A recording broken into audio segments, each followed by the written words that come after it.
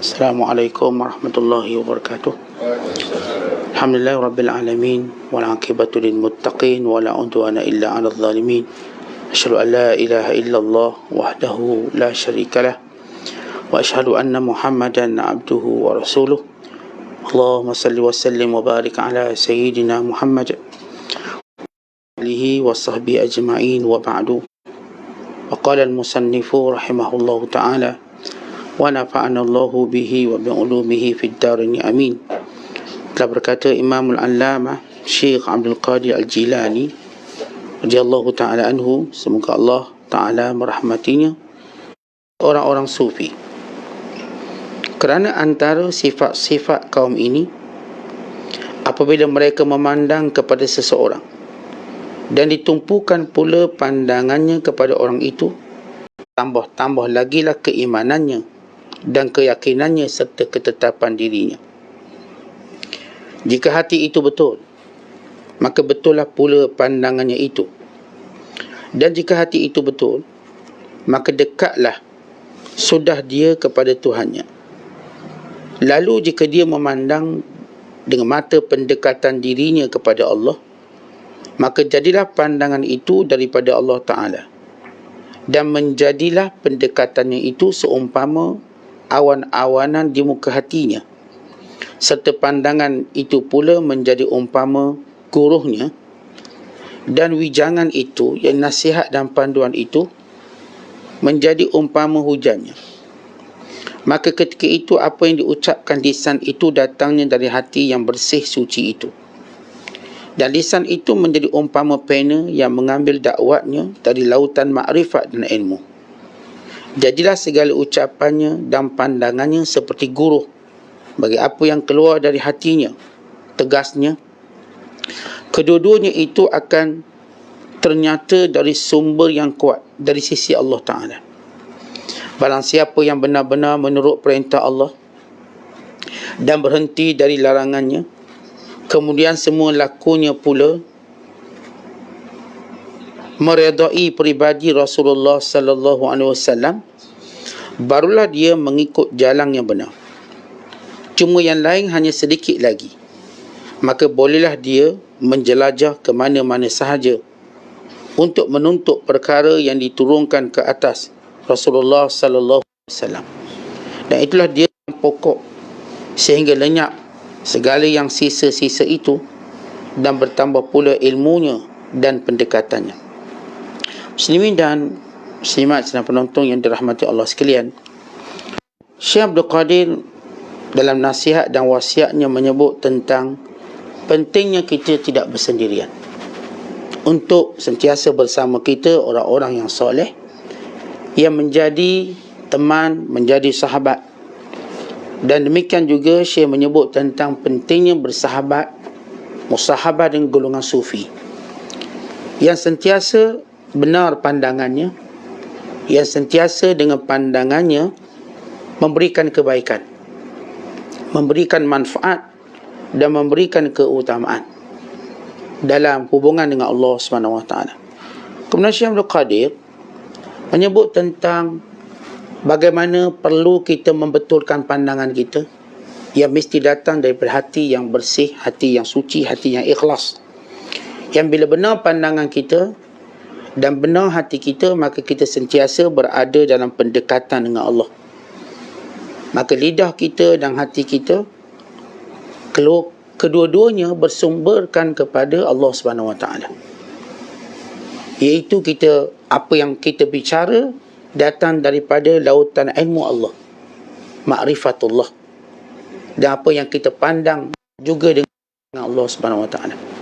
Kemudian Syekh Abdul Qadir menyebut bagaimana untuk memperolehinya, dengan cara melaksanakan perintah Allah, meninggalkan larangannya, dan sentiasa menjadikan Nabi sallallahu alaihi wasallam sebagai ikutan. Ketiga perkara ini menghasilkan pandangan yang benar dan hati yang suci, yang bersih. Kita pergi pada perkara yang pertama yang disebut oleh Syekh Abdul Qadir Al-Jilani, bila beliau menyatakan, aku tidak akan duduk dengan seorang, melainkan dua atau tiga orang. Bila kita sebut tentang nilai persahabatan, manusia tak mungkin boleh hidup seorang. Sama ada dia nak jadi orang baik ataupun dia nak jadi orang jahat. Kalau dia nak jadi orang jahat pun dia tak ada jahat seorang-seorang. Dia mesti ada 2-3 orang. Makin besar kelompok orang jahatnya, maka makin padu kejahatannya. Sama juga kebaikan kita buat seorang tak mampu, melainkan kena ada bersama kita teman-teman yang baik, kawan-kawan yang soleh. Bahkan ia merupakan satu kelazatan orang-orang yang beriman. Sayyidina Ali radhiyallahu ta'ala anhu dalam pesanan beliau menyebut, alaikum bil ikhwan fa innahum uddatun fid dunya wal akhirah. Ala tasma'u qawla ahli an-nar fama lana min syafi'in wala sadiqin hamim. Kata Sayyidina Ali radhiyallahu ta'ala anhu, hendaklah cari kawan-kawan yang baik. Alaikum bil ikhwan, cari ikhwan, kawan-kawan, sahabat-sahabat. Kenapa? Fa innahum uddatun fid dunya wal akhirah. Sebab dia adalah bekalan kamu dunia dan akhirat. Tidakkah kamu mendengar penyesalan ahli neraka? Ahli neraka sebagaimana Allah rakamkan dalam surah Asy-Syu'ara ayat 100 sehinggalah 101. Bila mereka dibakar dalam neraka, mereka menyesali satu perkara. Mereka kata apa? Fama lana min syafi'in wala sadiqin hamim. Tak ada orang nak tolong kami, tak ada pula kawan rapat yang akrab yang membantu kami. Maknanya akhirat kelak di antara penyesalan yang juga berlaku bila kita berpeluang dapat kawan soleh, kawan baik, kita melepaskan peluang tadi. Terutamanya bila orang tu dihukum dan diazab ataupun mendapat hukuman diazab oleh Allah. Ketika itu kalaulah dulu saya kat dunia kenal orang baik-baik, kenal orang soleh-soleh, kenal orang yang bertakwa, nescaya dia boleh tolong kita. Itu ahli neraka penyesalannya kerana tak punya kawan baik. Kerana itu kita di dunia, bukan kata Sa'id bin Musayyab, ada seorang sahabat Rasulullah, dia hantar aku satu surat. Dalam memberi nasihat, hantar surat. Dan surat tu disebut, carilah kawan walaupun kamu terpaksa berbelanja untuk mendapatkannya. Kata kita nak kereta mewah, sebab kita tahu performa dia sedap, kita pun belanja besar untuk dia. Bulan-bulan bayar 4,000 sebulan, 5,000 sebulan, kita kata tak apa, asalkan kita selesa, asalkan dapat sampaikan kita. Kita tuan-tuan nak cari tempat berteduh, namanya rumah. Biar rumah tu rumah besar untuk keluarga kita. Sanggup tak kita cari duit untuk beli rumah ni? Sanggup. Bahkan kadang-kadang kita sanggup loan 30 tahun. Ni belenggu kat leher 30 tahun, tak apalah.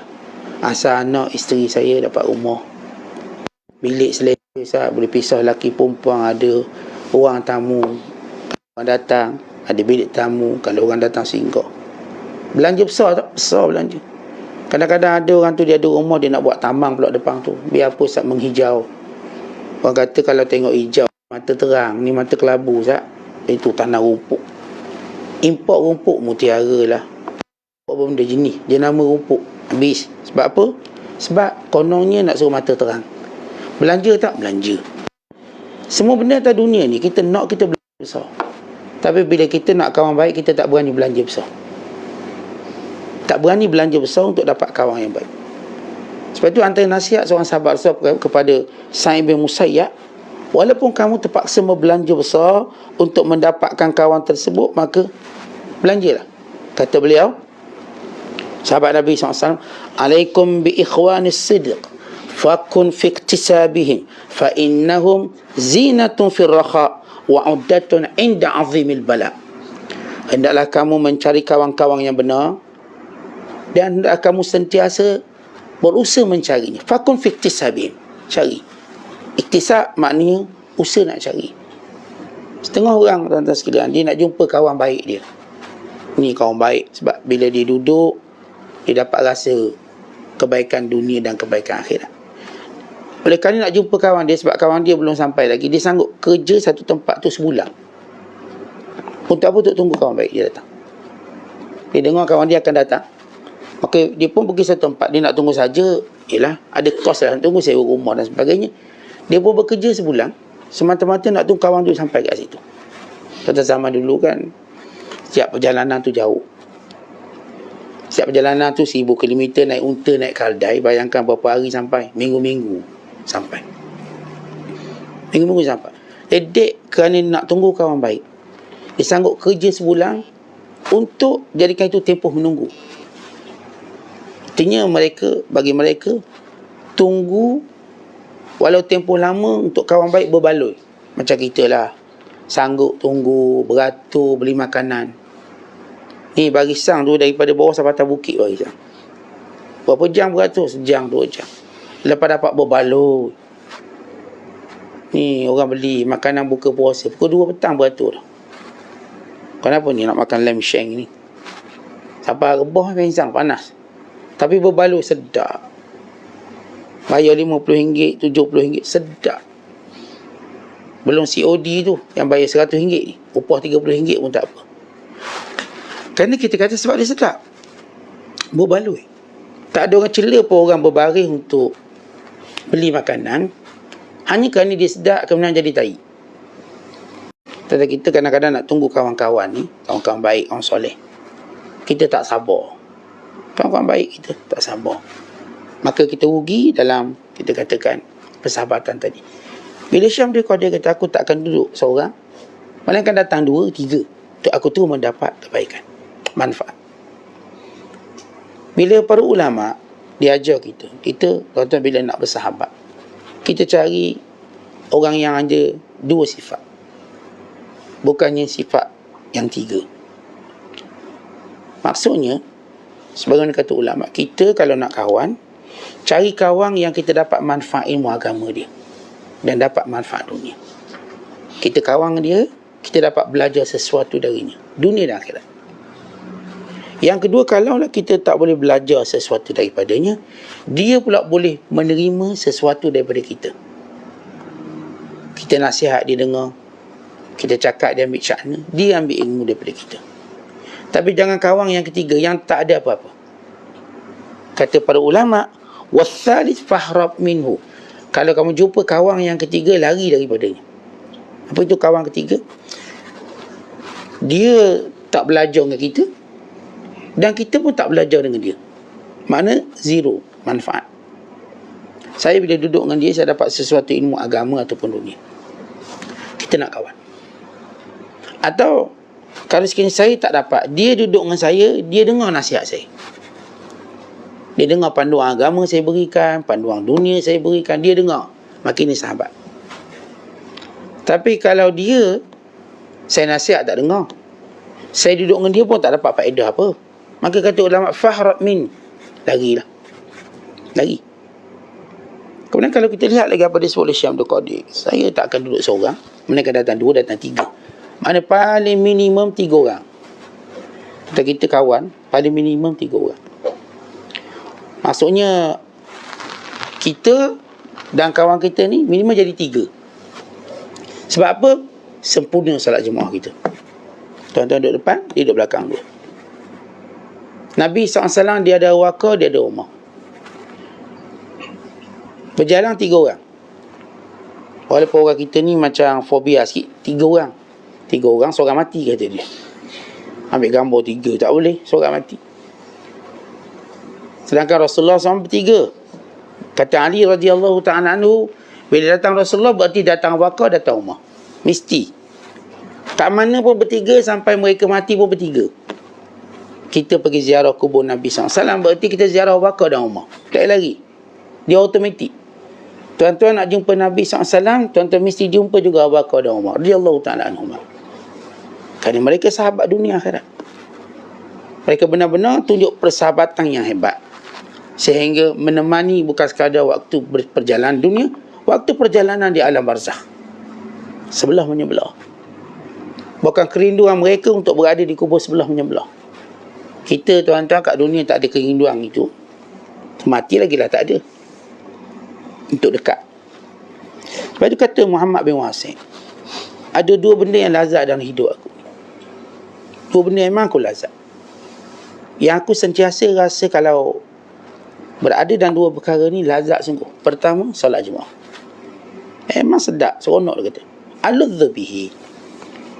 Ma baqiya minad dunya aludhu bihi illa tidak ada benda dunia yang aku masih boleh berlazat dengannya atau rasa seronok dengannya melainkan dua perkara. Yang pertama, kata Muhammad bin Wasi', ialah salat Jumaat. Seronok salat Jumaat. As-salatu jami'ah. Salat Jumaat. Yang kedua, luqiyul ikhwan. Dapat jumpa kawan. Dua ni seronok sungguh. Seronok. Artinya, kau dapat dua perkara salat Jumaat dapat kita jaga. Kemudian kita dapat jaga kawan-kawan soleh kita sampai berakhir hidup kita. Sebab minimum kawan soleh kita, minimum dia boleh buat baik kat kita, sesuatu yang amat beri manfaat. Bila dia dengar kematian kita, dia doakan untuk kita. Minimum dia akan buat. Dan cerita kalau kawan-kawan yang memang boleh buat lebih pada tu, pergi solat jenazah kita, mungkin tolong pula anak bini kita bila kita tak ada, mau jaga kita punya anak-anak. Ini lagi bagus, kawan soleh. Dia minimum kalau kita ada kawan-kawan baik yang kita belanja untuk mereka, kita habis masa kat dia, minimum kita akan dapat kebaikan waktu dia dengar je kita mati dan dia tak boleh bersama kita. Misal kata, dia doa hantarkan untuk kita. Dan kita tahu sebagaimana Nabi SAW kata, da'watul mar'il muslim li akhihi bizahril ghaibi mustajabatun wa inda ra'sihi malakun.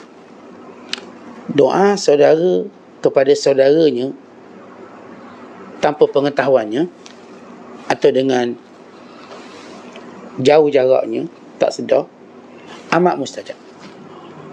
Dan di sisi doa kawan dia tadi ada malaikat yang Allah wakilkan duduk kat dia.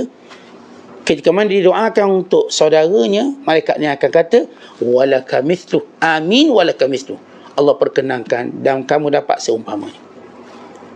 Ini benda-benda yang kita sebut sebat kawan baik. Sehingga kata Malik bin Dinar, roh dunia tu ada tiga je, roh dunia. Yang sekarang tinggal yang dunia tu, masuk roh ni, dunia yang ada roh dunia kita rasa bermakna dah. Kat dunia ni, makan minum tu tak ada maknanya. Yelah, boleh makan lepas tu sakit lah, macam-macam. Lepas tu kita trauma makan. Ada tiga benda, kata Malik bin Dinar, iaitu ulama yang sezaman dengan Muhammad bin Wasi', dia adalah roh dunia sebenar. Yang pertama dia kata, ialah kawan yang baik. Roh dunia kawan baik. Liqa'ul ikhwan. Yang kedua kata dia, ialah at-tahajjud bil Quran. Bangun malam tahajud dengan Quran. Wa imma kita sembahyang, wa imma kita baca Quran, panggil tahajud bil Quran. Yang ketiga, bersendirian menyebut nama Allah sehingga menangis. Inilah roh dia. Makna katanya, kalau kita hidup kat dunia ni tak ada roh dah. Maknanya macam orang kata mayat hidup, tak ada roh. Rohnya hilang. Ni macam bangkai bernyawa, roh tak ada. Roh dunia ni ada tiga benda. Jadi kalau kita dapat, kita masih rasa sedap dunia ni. Seronok. Maksudnya seronok yang betul lah. Yelah, main dekat Legoland pun seronok je. Kita main futsal seronok, tengok bunga api semalam pun seronok je. Yelah, kita sambut merdeka, main bunga api, habis beribu abang, oh seronok. Lepas habis bunga api, dah tak ada. Tinggal gambar je lah, kita ambil gambar, kita selfie dengan bunga api. Setakat tu. Ada seronok lain? Dah habis lah, tunggu merdeka tahun depan pula lah. Ini roh yang sebenar. Pertama kita sebut tadi, ialah liqa'ul ikhwan, dapat jumpa kawan-kawan yang baik. Yang kedua, tahajud dengan Quran. Quran ni kita boleh baca siang, malam, pagi, petang, tapi paling baik Quran itu dibaca pada waktu tahajud. Itu paling baik. Paling memberi bekas, memberi kesan. Wa imma dalam sembahyang, wa imma ketika kita duduk tengah solat, bacakan Quran. Maka itu tahajud dengan Quran. Ataupun kita misalnya, kalau perempuan-perempuan tak boleh sembahyang, saya uzur macam mana, bangun juga malam dan dengar Quran. Pahala seperti baca Quran. Ini mentang-mentang uzur, terus tidur bangun pukul 8. Apa uzur? Dan uzur tak jadikan kita, orang kata, tidak produktif, tidak proaktif dalam ibadat. Sebab sebenarnya kita lihat dalam ruang usia kita dan alasan serta keuzuran kita tidak pernah menjadi suatu alasan yang kukuh. Dalam beribadat pada Allah, tak ada alasan yang kukuh untuk kita tak mahu lakukannya. Tak ada. Mungkin kita boleh create alasan, tapi dia tak kukuh. Umpama kita katakan, tak mungkin kita mampu buat tembok yang kukuh dekat tepi pantai, ombak. Di tepi pantai yang ombak ada. Nescaya dia akan runtuh. Tak mungkin kita dapat bina rumah tepi pantai, melainkan dia akan hanyut. Begitulah alasan, bila kita nak beri alasan pada hal agama, melainkan dia akan hanyut. Tak ada alasan sebenarnya. Tuan-tuan kalau dah bergelar CEO ke, CEO, ada gelar CEO ni, musyarak CEO, tuan-tuan agak-agak ada alasan tak? Ada kawan kita bila kat Mekah, datang arahan musyarak balik. Kenapa? Dia dah buah, tak ada alasan. Paksa ni ustaz musyarak, terpaksa balik. Bayangkan kalau ahli dunia, bila dia berada pada posisi penting, dia macam tak ada alasan kalau dipanggil untuk mesyuarat. Untuk datang juga macam mana pun. Anak sakit ke, bini sembelik ke, tak kira aku ada mesyuarat. Tetap agama lebih pada tu. Kalau orang faham. Agama ni kalau kita cuba buat alasan, macam kita bina rumah tepi pantai, dia akan hanyut. Di sisi Allah tak ada. Oleh sebab itulah, bila kita katakan dalam agama ni, kalau saya sebut tadi ada orang bila uzur sikit-sikit, dia pun kalau sahabat perempuan kita ni lah, tunggu tidur pukul 8. Kita tanya, awak kenapa pukul 8? Uzur bang, pukul 8. Kenapa tak pukul 9? Kau boleh nak pukul 10 pagi. Uzur subuh tak semayang, zikir tak perlu apa. Plus pula anak tak sekolah. Hari ni kan hari merdeka tidur senyap. Bila ke merdeka, dia tidur terus pukul 9, 10. Anak tak sekolah pun tak sekolah. Anak pun disuruh tidur sekali. Dan kita tak, bukan begitu cara hidup kita. Kalau perempuan yang uzur ni, kadang-kadang tanya ustaz, apa yang kita boleh buat? Banyak benda boleh buat. Awak bangun malam dan dengar Quran. Quran dan tadabbur ayatnya. Baca terjemahan dan tafsirnya. Maka kita tetap dapat hidupkan malam. Orang sakit, ustaz saya bukan tak nak bangun qiyamul lail, sakit. Malam ni sakit lutut itu ini, tak boleh nak berdiri. Bangun juga untuk kita dengar Al-Quran. Itu adalah roh dunia. Dan yang ketiga, roh dunia, kata Malik bin Dinar, ialah bila mana kita dapat cari tempat sunyi, tempat sorok sikit, lalu kita sebut nama Allah, lalu kita nangis. Ini bahasa mudah kita panggil uzlah. Ada ruang-ruang kita uzlah jauh lebih baik. Kita tuan-tuan penat dengan urusan dunia, penat main dengan benda-benda perkara, macam-macam perkara ni penat. Biar kita ada satu waktu, satu tempoh, kita nyorok seorang-seorang, uzlah dalam bilik kita ke, uzlah dalam ruang solat kita ke, uzlah mana-mana tempat yang orang tak mungkin nampak kita, dan di situ kita ingat Allah. Ingat Allah sampai kita nangis. Cubalah ingat Allah sampai nangis. Ingat dosa kita banyak, tapi Tuhan tak hukum, Tuhan tak azab. Ingat nikmat yang banyak, tapi kita kurang bersyukur. Ingat banyaknya peluang yang Allah bagi, tapi kita tak hargai. Ingat kita ni dulu jahil, Allah kalau mati teruknya kita, tapi Allah beri kita ilmu, Allah panjang umur kita. Sampai kita jumpa orang soleh, orang baik. Sampai kita jumpa guru-guru kita. Sampai kita mampu belajar, mampu ubah diri kita. Syukurnya kita pada Allah. Sampai kita nangis. Ini roh dunia dia bagi. Roh dunia itu 3. Sebab itu disebut dalam hadis Nabi SAW, wajabat mahabbati lil mutahabina fiyya wal mutajalisina fiyya wal mutazawirina fiyya wal mutabadzilina fiyya. Wajib aku mencintai 4 golongan ini. Aku wajib cintai dia. Siapa? Yang pertama, al-mutahabina fiyya. Siapa pun yang berkasih sayang kepada aku akan sayang dia. Dan yang kedua, kata Nabi SAW dalam hadis kursi, Allah Ta'ala berfirman, yang kedua, wal mutajalisina fiyya.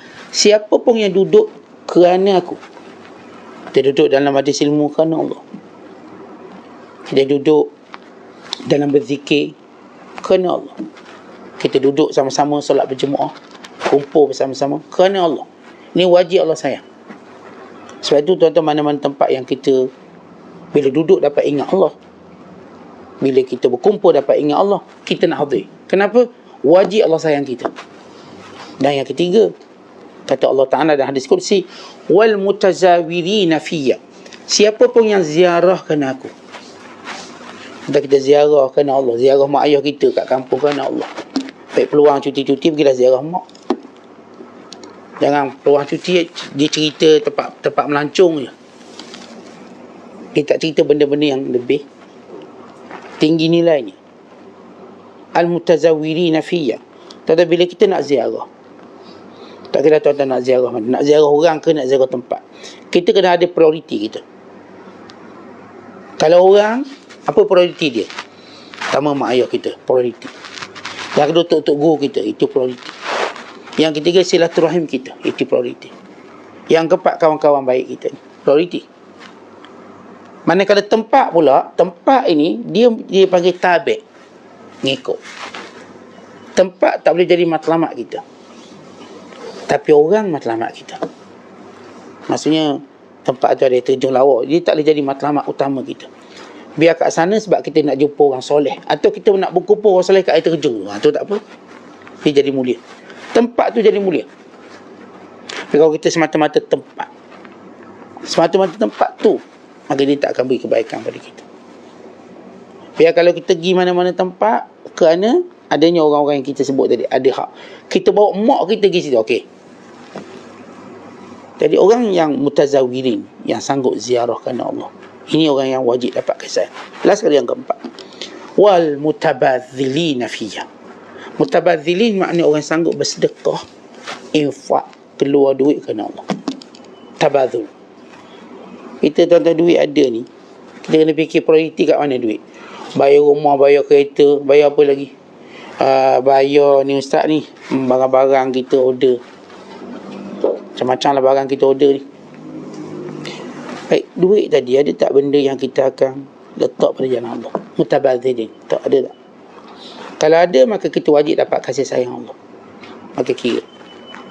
Kalau lepas Syekh Abdul Qadir menyebut kenapa dia suka duduk 2, 3, 4 orang, kemudian beliau menyebut satu statement umum, hendaklah kamu bertemankan dengan orang sufi. Sebab orang sufi kalau dia melihat seseorang, dia beri perhatian, maka dia sayang. Walaupun yang dilihat itu orang Kristian, Yahudi atau Majusi. Apa maksudnya? Tetapi bila dilihat orang, dia nampak tanggungjawab dia untuk Islamkan orang tu, kalau dia orang kafir lah, dan untuk baikkan orang tu, kalau dia orang tu jahat lah, dan untuk mengambil ilmu darinya kalau orang tu baik. Jadi dia kalau tengok orang, dia bukan tengok kosong. Bila dia mula beri perhatian, ada sesuatu dia akan berikan. Kita nak kawan dengan orang macam ni. Orang-orang soleh, bila dia baiknya kita, maka dia akan buat apa? Dia akan betulkan kalau benda kita salah, atau dia akan ambil ilmu kalau kita orang berilmu. Dia tidak memandang dengan pandangan kosong. Dia tengok je sesuatu, dia ada sesuatu benda nak buat. Tuan-tuan tengok macam orang bisnes lah, orang bisnes. Orang bisnes ni kalau dia berjalan mana-mana, dia tengok sesuatu, dia ada idea bisnes je. Mesti ada. Dia tengok ni bagus kedai ni, dia pun ambil gambar. Ni design kedai ni aku nak balik. Dia tengok produk ni kalau berniaga untung. Ini kalau itu untung. Dia semua benda nampak bisnes.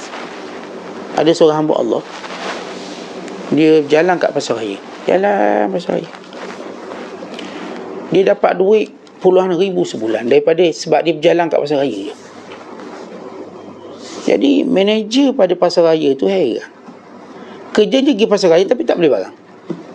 Tak nampaklah dia beli barang waktu tu. Jalan sambil bawa telefon, dia ambil gambar barang, lepas tu dah balik. Itu kerja dia. Akhirnya manager nak tanya, benda awak buat ni, duk raung pasar raya saya, lepas tu ambil gambar. Dia kata, saya orang bisnes. Bisnes macam mana? Saya jadikan pasar raya awak ni sebagai store barang saya. Saya ambil gambar barang tu, saya tengok gambar berapa harga ni. Ni RM5.50. Saya pun ada, saya punya web saya letak harga RM7.50. Siapa nak beli? Penuh orang beli.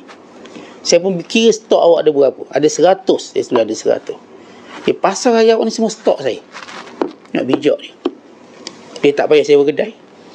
Dia tak perlu nak jaga barang dia. Barang tu dalam pasar raya belaka. Orang pasar raya jaga. Dia cuma ambil gambar, setting harga, ubah je harga. Khususnya dia cari barang yang promosi. Dia terus blast. Orang nak beli dia ambil daripada pasar raya tadi, suruhlah staff dia ambil. Dia pun untung besar. Manager kata, aku jadi manager pun tak dapat banyak ni. Ini orang, kita sebut orang bisnes lah. Orang bisnes, benda pun dia tengok, benda pun tengok, dia nampak idea bisnes. Sama juga orang baik. Orang soleh, kerja dia ialah untuk baiki orang. Orang macam kita, tuan-tuan, kalau baik rosak susah hati. Orang macam kita tengok rumah kita, store rosak susah hati. Orang macam dia, bila tengok orang rosak, dia susah hati. Dia tengok orang rosak, dia tengok orang ni kufur, orang ni zalim, dia susah hati. Macam mana nak baiki benda ni? Sebab tu bila kita mendapat pandangan orang macam gini, kita untung.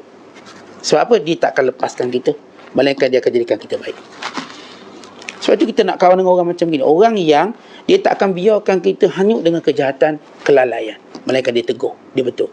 Sebab dia ni, kalau tengok orang kafir pun dia akan jaga. Dia akan lihat dengan pandangan sayang sampai dia berusaha untuk menjadi sebab kepada hidayah orang kafir. Akhir masuk Islam. Yahudi ni masuk Islam, Kristian ni masuk Islam, Majusi masuk Islam. Sebab itu tuan seronok kalau kita mendapat perhatian orang ni. Kita kan seronok kalau dapat perhatian siapa? Orang glamour. Kalau artis tengok kita seronok, tu pantang nampak artis nak ambil gambar, pantang kita. Sebab apa? Seronok kita kat situ. Kita kalau nampak orang besar VIP, seronok kita. Tapi kita duk seronok dengan dia, dia beri apa kat kita? Dia tak beri apa.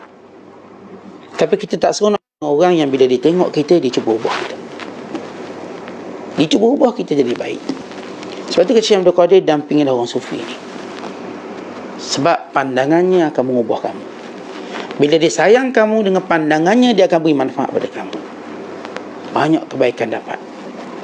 Kemudian Syekh Abdul Qadir menyebut tentang bagaimana perlu kita ada pandangan seumpama pandangan mereka. Macam mana kita nak dapat?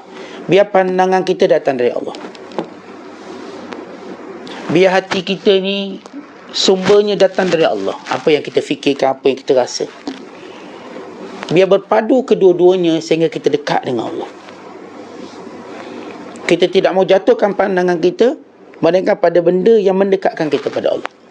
Kita tidak mau berfikir dengan hati kita melainkan sesuatu yang menambahkan kasih sayang dan pendekatan dengan Allah. Begitu cara kita nak pandang dunia, sehingga tidak kita memandang dunia melainkan makin dekat dengan Allah. Sebab pandangan itu datang dari Allah. Dan kita tidak berfikir sesuatu dalam hati kita melainkan sesuatu yang dekatkan diri kita pada Allah. Maka Syekh Abdul Qadir kata, nak dapat benda ni, pandangan, mata dan juga fikiran hati ini, buat 3 benda. Buat 3 benda. Laksanakan seluruh perintah Allah. Semua perintah Allah. Hak sunat, hak wajib. Buat. Yang kita sebut tadi tanpa alasan. Kalau tuan-tuan kita buat perintah Allah tapi bila dah ada alasan tak boleh buat, kita masih belum buat perintah Allah dengan sepenuh hati kita. Buat perintah Allah tanpa alasan. Saya boleh buat. Bangun malam ke, baca Quran ke, zikir ke. Walau dalam musafir saya boleh zikir, saya boleh istighfar, saya boleh selawat. Saya tak ada alasan. Walau saya musafir, saya masih terus baca Quran. Saya tak ada masalah pun. Sebab setiap kali kita sebut alasan, melainkan akan hilang alasan tu dengan semua perkara yang ada depan kita. Kita kata tak buat mushaf, ada telefon dalam ada Quran. Ada. Kita berhenti masjid, surah ada Quran. Tak ada alasan kita. Yang kedua ialah tinggalkan larangan. Pun sama dalam meninggalkan larangan Allah, jangan ada alasan. Tak boleh saat ni terpaksa saya buat. Terima rasuah ni terpaksa. Jangan. Kita sebut je larangan Allah, jangan buat lah. Walau kita nampak kat sana ada maslahat kita, kepentingan kita, untung kita, anggap tak ada untung. Untung tu untung sekejap, kemudian tenggelam terus. Jangan kata dalam buat ke maksiat itu ada untung. Takkan untung. Zahir nampak untung macam Fata Morgana, nampak pada permukaannya berair, rupanya tak ada apa. Sebab tu kita tak nak. Dan yang ketiga ialah ikut Nabi SAW. Ikut Nabi. Kalau Syekh Abdul Qadir Jilani, dia ni ada satu kelas, dia mengajar sehari 13 subjek. Disiplin ilmu dia 13. Antara yang dia ajar ialah hadis Nabi SAW. Sebab itu pelengkap untuk kita mendapat pandangan Allah. Kata kita, ikon kita paling utama, paling besar dalam hidup kita ialah Nabi SAW. Kita tak akan makan cara orang tu, orang ni jalan cara orang tu, orang ni bercakap. Kita cara Nabi SAW. Lepas tu bila nak dapat cara Nabi SAW, tak mungkin kita termenung tepi tangga kemudian dapat cara. Ataupun kita tahu saya dapat ladu ni direct daripada Allah. Bohong. Kerana orang beriman melihat mujahadah itu kemestian. Kemudian yang lain datang itu ialah kurniaan. Kita tuan-tuan jangan berangan nak bonus. Kalau tak berusaha kerja untuk dapat gaji tu asas. Bonus itu cuma kurniaan. Dia tak akan jadi matlamat kita.